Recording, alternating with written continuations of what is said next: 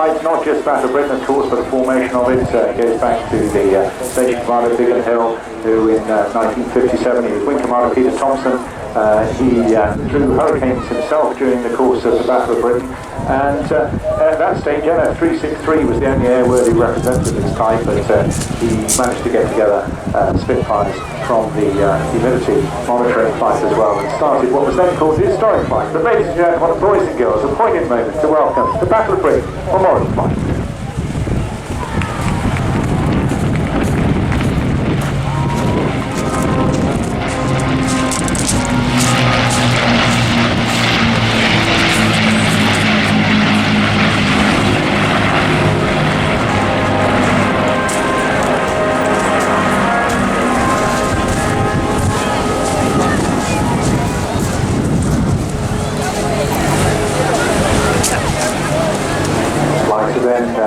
After the stage went on from strength to strength. It was familiar territory to have a Spitfire Hurricane fly down the bow to commemorate victory. Day itself, and now this flight kept in long-term memorial and in outstanding condition by the Royal Air Force and the support, of course, of the British public taxation system, and truly iconic and fitting memorial with our own veterans here today to relive this moment.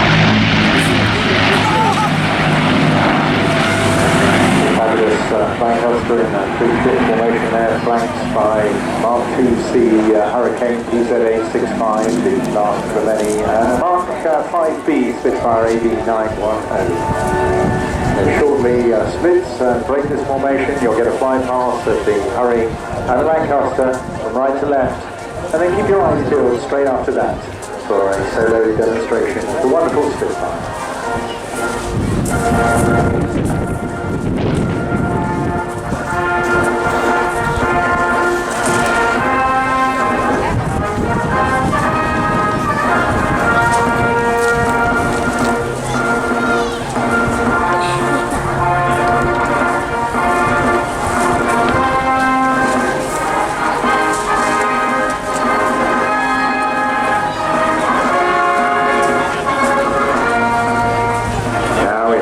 The Hurricane and the Lancaster will hold off to our left-hand side around Pevensey.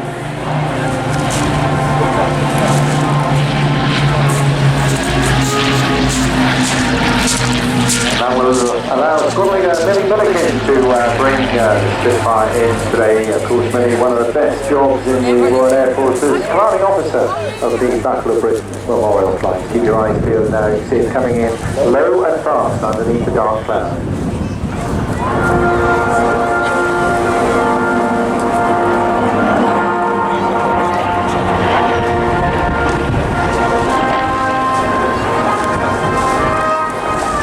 Produced in greater numbers than any other British combat aircraft before or since the war. Over 20,000 Spitfires were built in 22 different variants. They remained in production for 12 years.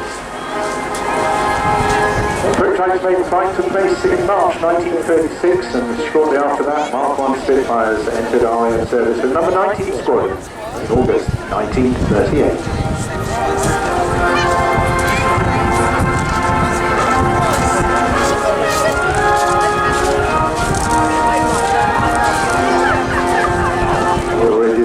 This amazing design that R.J. Mitchell and his team came out with. Sadly, he didn't see the outrageous success of the machine, having died so early in 1937.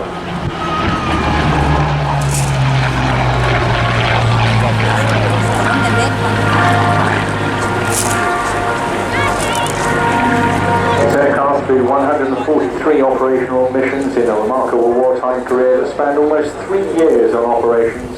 Initially allocated to 222 Squadron, the Towel Squadron at North Weald in August 1941. The aircraft was damaged during a forced landing and litany within hours of arriving. But after repair, it was reallocated to 130 Squadron at Perranport in Cornwall, flying convoy protection patrols and escorting daylight bombing grenades.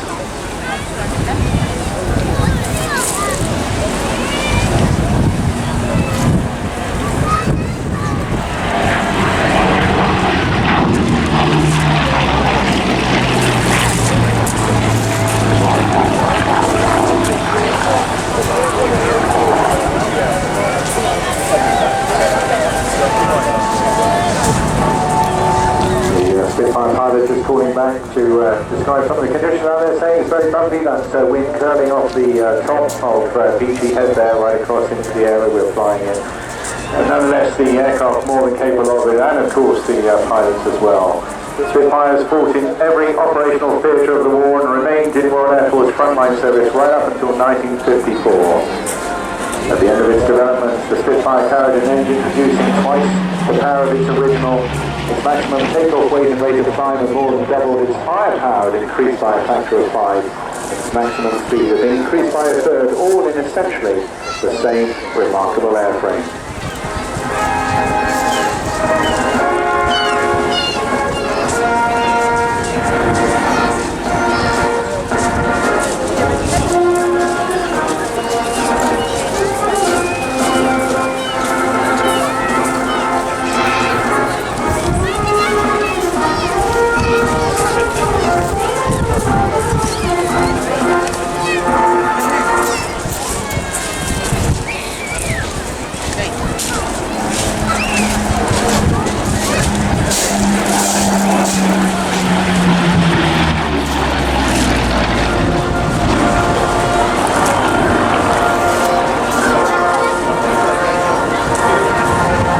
Spitfire undoubtedly played a major part in achieving ultimate victory in World War II and truly deserves its place as probably the most successful fighter design ever, and certainly is the most famous and charismatic of all time. In the closing stages now of this solo display, I hear them calling tally on each other. That means they can see each other, and of course an essential safety aspect as well.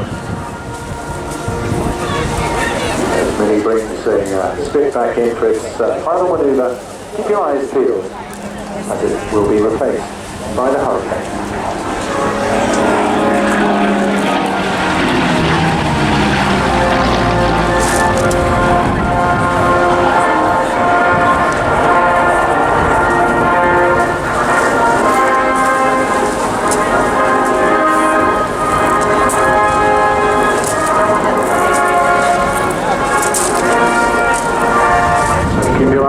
Left hand right now as Millie brings the spit backing to the left hand side, and Squadron Leader Mark Disco brings the Hurricane in from the right. All of these guys, of course, apart from Millie, they're all giving up their time, or they all have other operational duties as instructors during the course of the working week.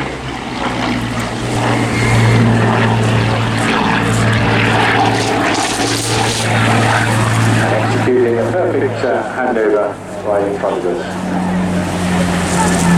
Disco aircraft man from a very early age, been to so many air shows and non-true. Started out in the ATC, first experience flying a Chipmunk, as many of us did, joining the RAF straight from school in 1989. N2FI Premiers it is, straight out of training on jets, through his initial flying training on jet robots, and then became the Tucano display pilot as a very young 23-year-old. Not Tom. I bet you're sure. Oh, these two have got radio. Harry and I were just going to sit down and stop it. Turn off the they weren't there.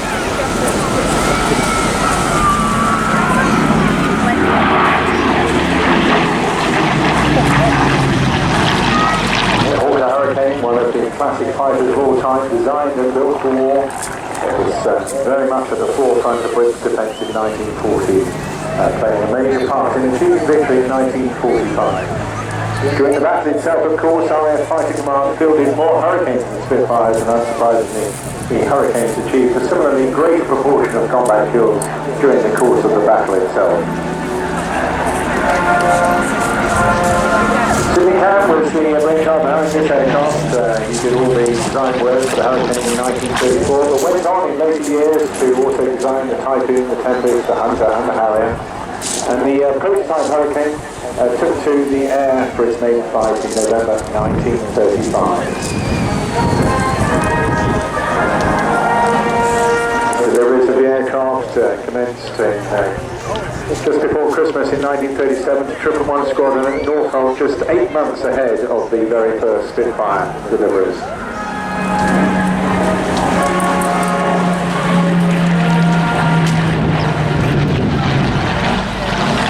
It was the first British monoplane 8-gun fighter, the first RAF aircraft to exceed 300 miles an hour level flight, and the first production fighter with a retractable main undercarriage.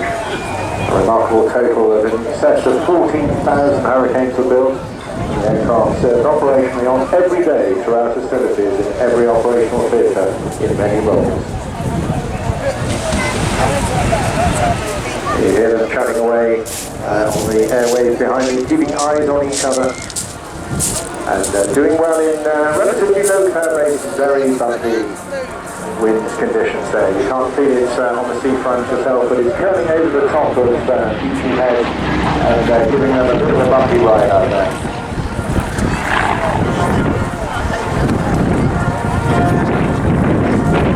This aircraft, the last ever built out of 14,533, rolled off the Hawker production line at Langley in Buckinghamshire in July 1944, had the inscription, "The last of the many," on her port and starboard side. Keen to help preserve this historic aircraft, however, it was originally purchased by Hawkers before being handed back to the Air Ministry.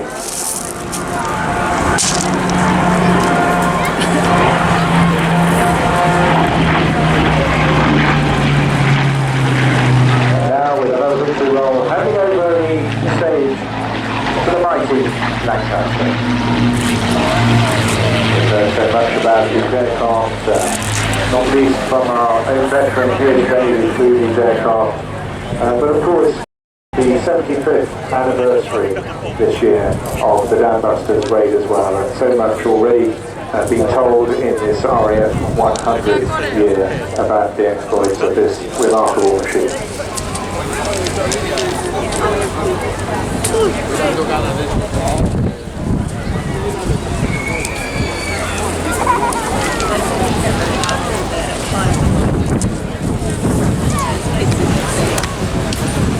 Easily the most famous and successful Royal Air Force heavy bomber of World War II, a legend that certainly lives on today, and a contribution made by the aircraft and its crews to the freedom of our nation will hopefully never be forgotten.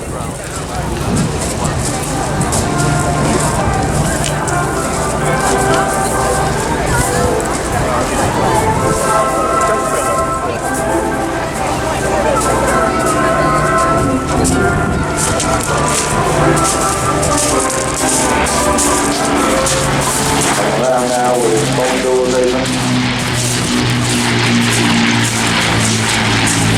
Carrying a maximum bomb load of 22,000 pounds to its maximum level speed with a full load of 15,000 feet and still 270 miles an hour, and can cruise routinely at altitudes above 20,000 feet at a range speed of 200 miles an hour. Even with a full bomb load on board, the aircraft had a range in excess of 1,500 miles. Lancaster's performance, its ruggedness, reliability, and to many its sheer charisma endeared to its crews, who were proud to fly this famous thoroughbred.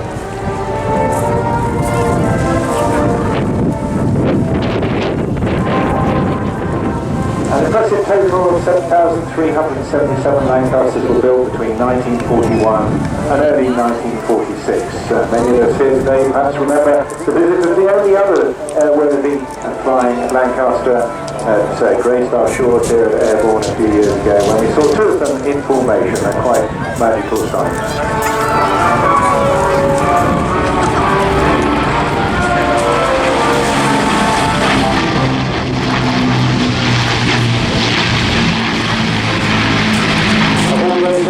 that were built, some 3,500 were lost on operations and another couple of hundred destroyed or written off in various crashes. Many of those that didn't survive were simply scrapped when no longer required.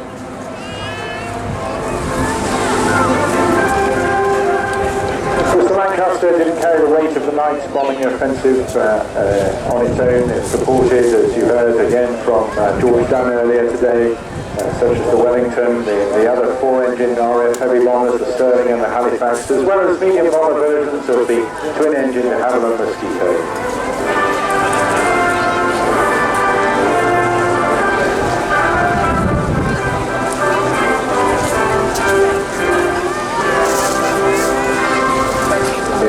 Opportunity on its own to salute the mighty Lancaster.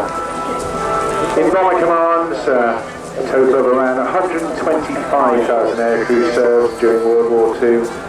73,700 of them became casualties, either killed, 55,000 of them wounded, shot down or made prisoners of war.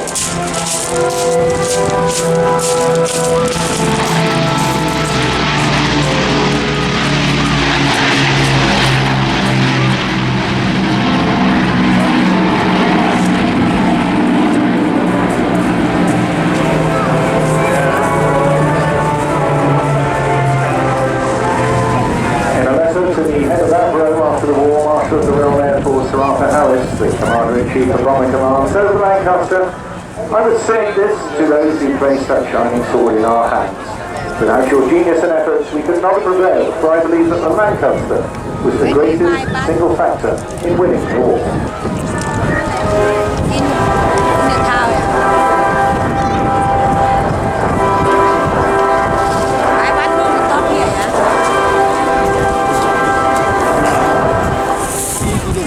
Now the aircraft reformates back into their standard 3-ship format to give you a final flycast and an opportunity to pay tribute to their veterans who had here today, but of course to the many others. There were thousands before them and thousands after them who went into battle day after day against insurmountable odds, and it is for those that we remember and dedicate this final flycast. I hope you'll all put your hands together, give them a wave, whatever you wish to do, whatever it is, hats, coats, ice creams, umbrellas, or just your hands.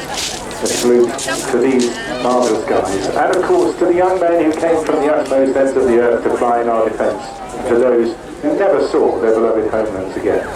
We salute you, ladies and gentlemen, the Battle of Britain Memorial Flight.